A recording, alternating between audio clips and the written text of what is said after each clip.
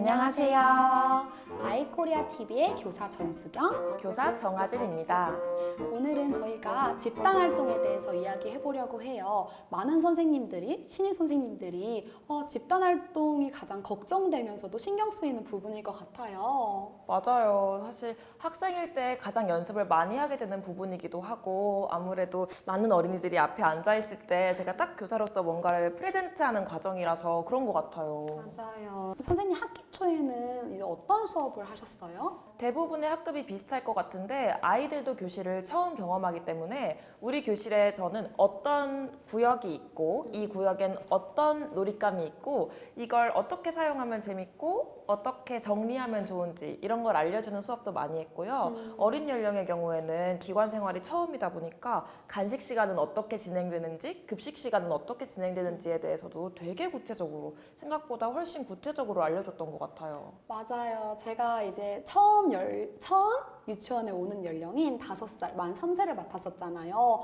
이렇게까지 구체적이구나 싶었던 게 뭐였냐면은 화장실을 어떻게 사용하는지에 대해 알려줬었어요. 그래서 화장실은 뭐 우리 어디에 위치해 있고 들어갈 때는 천천히 걸어가야 되고 세면대에서 어떻게 물을 틀고 어떻게 손을 씻고 그리고 그 티슈까지 어떻게 닦아서 버리는지 구체적으로 세세하게 알려줬던 기억이 나요. 네, 그래서 앞에 말했던 것처럼 우리가 맡게 될 유아들의 발달 수준을 확인하고 그걸 한 번 더 체크하는 게 좋은 것 같아요. 5세 같은 경우에 뭔가를 새롭게 알려줄 때 말 아니면 사진으로만 보여줘도 충분할 수 있지만 만 5세 같은 경우는 만 3세 같은 경우는 실제로 교사가 몸으로 그걸 해보면서 이렇게 하면 돼 라고 보여주는 게 정말 효과적이고 꼭 필요하잖아요. 실제로 어떤 모습을 하는지 교사가 모델링을 하고 아이들이 하나하나 나와서 해보게끔 하는 수업이 학기 초에는 주로 이루어졌었어요. 그리고 정리 같은 것도 어린이들이 많이 어려워하거든요. 이게 원래 놀잇감을 꺼내긴 했는데 이게 원래 어디 있었던 거지? 라는 생각을 하는 어린이들이 많아서 저는 정리 게임을 했었어요, 항상. 그래서 뭔가 어린이들한테 우리 유치원에서 우리 교실에서 가위를 가져오자 하고 땅 하면 어린이들이 교실 곳곳으로 가서 가위를 가지고 오고 그러면 다음에 그럼 이 가위를 어디다 놔둬야 될까요? 땅 하면은 부지런히 정리하고 그런 게임 형식으로 풀어나가니까 어린이들이 교실에 대해 좀 더 잘 알게 되고 내가 관심이 없던 놀잇감에 대해서도 알게 되고 그러더라고요. 딱딱하게 이렇게 정리해야 돼 라고 말하는 것보다 게임을 통해서 전달할 때 아이들도 더 집중해서 보고 잘 기억할 수 있겠네요. 네, 맞아요. 맞아요. 그런데 저는 학부생일 때는 사실 정말로 그런 집단 활동, 모여서 하는 수업만 되게 연습하고 신경 썼었는데 막상 취직해서 아이들과 지내다 보니까 그것만큼 중요한 게 정말 훨씬 많더라고요. 자유놀이라든지 1대1 상호작용이라든지 아니면 이동 중에 할 수 있는 아이들과의 놀이라든지 간단한 게임이라든지 또 밥 먹을 때 도와주는 거, 간식을 먹을 때 내가 도와주는 거 이런 것도 수업만큼 중요한 부분이었던 것 같아요. 선생님 그러면은 수업을 하기 전에 중요한 게 계획이잖아요. 네. 그럼 계획안 같은 거는 선생님 어떻게 쓰세요? 계획안 같은 경우는 사실 기관마다 정해져서 사용하는 양식이 있을 것 같아요. 그래서 저는 기존에 사용하던 양식을 받아서 거기에 작성하기도 했고 제가 맡게 된 반의 그 해당 연령이 작년 이맘때는 어떤 수업을 했는지 계획안을 한번 검토해 보았어요. 아마 기관 측에 기존의 선생님들께 요청을 드리면 열람할 수 있게 해주실 텐데 그걸 확인하면서 어떻게 수업을 하셨고 그 수업에는 어떤 자료가 사용되고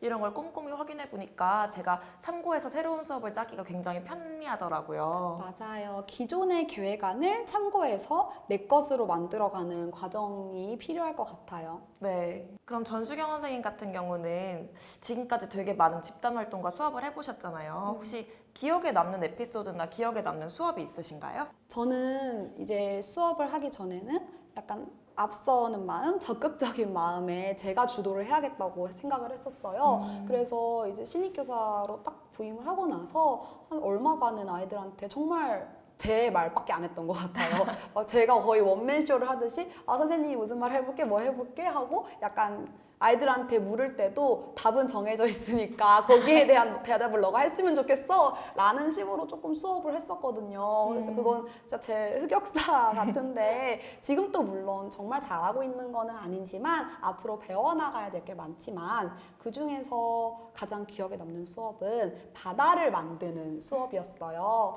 어떤 거였냐면은 명화 감상을 했었거든요. 명화 감상으로 여러 가지 바다 그림을 보고 바다에는 어떤 색이 있을지 색이라는 미술 요소를 탐색하고 그 이후에는 아세테이트지에다가 이런 책상에다가 아세테이트지를 쫙 깔아놓고 밖에서 야외에서 아이들이랑 이렇게 커다랗게 바다 색깔을 칠하고 하면서 미술 활동을 했었어요. 그때는 저의 뜻대로 되진 않았었거든요. 사실 아이들이 물감이 앞에 있으면 너무나도 이렇게 기분이 흥분하죠. 좋아지고 흥분하고 근데 사실 제 뜻대로 된 건 하나도 없었고 그때 뭔가 아이들이 정말 많이 했고 그 예상 외의 사건들이 정말 많이 발생했던 수업인데 그때 아이들이 가장 재밌었다고 얘기를 하더라고요. 한 해를 돌이켜보면서 그런 걸 보면은 아이들이 먼저 참여하고 적극성을 띨 수 있는 수업이 좋은 수업이 아닌가라는 생각을 하게 되었어요. 맞아요. 그리고 선생님이 부족하다고 하셨지만 정말 좋은 교사신 게 계획한 대로 흘러가지 않아도 융통성을 가지고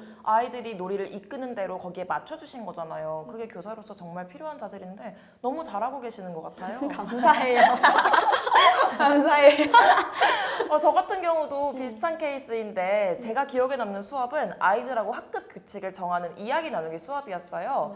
그래서 교실 안에 아이들이 왜 장난감이나 블록으로 뭔가를 만들어놨을 때 그걸 집에 가기 전에 부시고 가기를 너무 아까워하잖아요. 맞아요. 사실 그걸 그대로 전시해놨을 때 다음날 놀이가 더 확장되고 더 발전되는 부분도 있는 거고 그런데 한 명의 아이마다 유아마다 너무 많은 놀잇감을 전시하고 싶어 하니까 전시 물품은 너무 많아져서 전시할 곳이 없고 뭔가 맞아요. 놀이할 블록들은 적어지고 이런 문제가 생겨서 거기에 대한 학급 규칙을 정하는 이야기 나누기 수업을 했었어요. 근데 저는 사실 취직하기 전에 실제로 아이들과 상호작용을 이만큼 많이 해보기 전에는 아무래도 유아니까 좀 의사소통을 하고 뭔가 합의를 이끌어내는 과정이 성인보다 어렵지 않을까 그런 과정이 아예 불가능하고 성인이 이끌어줘야 하지 않을까라고 생각을 했는데 교사에게 전문 지식만 있고 아이들의 의견을 충분히 수용할 마음가짐만 있다면 충분히 가능한 일이더라고요. 그래서 아이들의 의견을 충분히 들어본 이후에 아이들끼리 또 의견을 교류할 수 있도록 의견을 공유할 수 있도록 도와주고 뭐 마지막엔 거수로 투표하되 그 소수의 아이의 의견도 그 규칙에 좀 추가하고 이런 방식으로 학급 규칙을 만들어갔던 기억이 되게 생생하게 남아있어요. 저한테 큰 교훈으로 남았나 봐요. 선생님이랑 저랑 둘 다 공통점이 있네요. 좋았던 집단 활동을 생각해 보면은 내가 주도하기보다 어린이들이 더 주도하고 그거에 맞게 즐겁게 이렇게 상호작용을 하는 수업이 좋았다고 말한 것 같아요. 맞아요. 혹시 연령별로 조금 집단 활동을 하는 거에 있어서 차이점이 있을 것 같은데 선생님 약간 집단 활동만의 꿀팁 이런 게 있나요? 당연히 학급별로 구성원이 다르기 때문에 차이가 있지만 아까 화장실 수업에서 얘기했던 것처럼 만 3세의 경우 좀 더 아이들한테 실제로 몸으로 보여주고 그래야 되는 게 많다면 4세의 경우 좀 더 창의적으로 아이들이 다양한 생각을 내고 그리고 아이들이 지식적인 면도 받아들일 수가 있는 것 같아요. 그래서 만 3세에서 한번 선생님 같은 멋진 교사분들께서 아이들한테 이렇게 기반을 만들어주고 충분히 그런 걸 경험하게 해주시면 4세에 와서는 그걸 좀 더 발전시켜서 지식적인 측면으로도 나아가고 창의적인 측면으로도 나아갈 수 있는 경험을 쌓을 수 있더라고요. 맞아요. 저는 만 3세니까 아무래도 어린이들이 조금 집중 시간이 짧거든요. 그래서 보통은 10분에서 15분 정도로 처음엔 짧게 집단 활동을 했었는데 그 와중에도 이제 주의가 흐트러질 수가 있어요.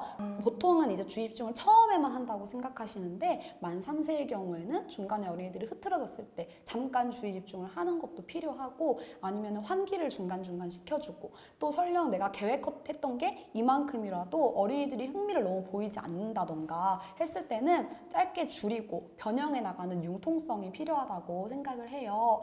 사실 가장 만 3세 때 전 중요하다고 생각하는 게 모여 앉았을 때 내가 새로운 거를 알아갈 때 이렇게 재미가 있구나 이렇게 모여 앉는 거는 재밌는 거구나 라는 인식을 전 주고 싶었거든요. 그게 실제로 중요하기도 하고 그래서 선생님들께서 이렇게 집단 활동을 하면서도 어린이들의 주의를 계속 잡아가려는 노력을 선생님들만의 약간 노하우를 익혀가시면 좋을 것 같습니다. 네, 그럼 오늘 이렇게 수업하는 방법 그리고 저희가 수업 계획안을 짜는 구체적인 노하우 같은 것들을 나누어 보았는데 저희는 또 다음 콘텐츠로 찾아뵙겠습니다. 감사합니다.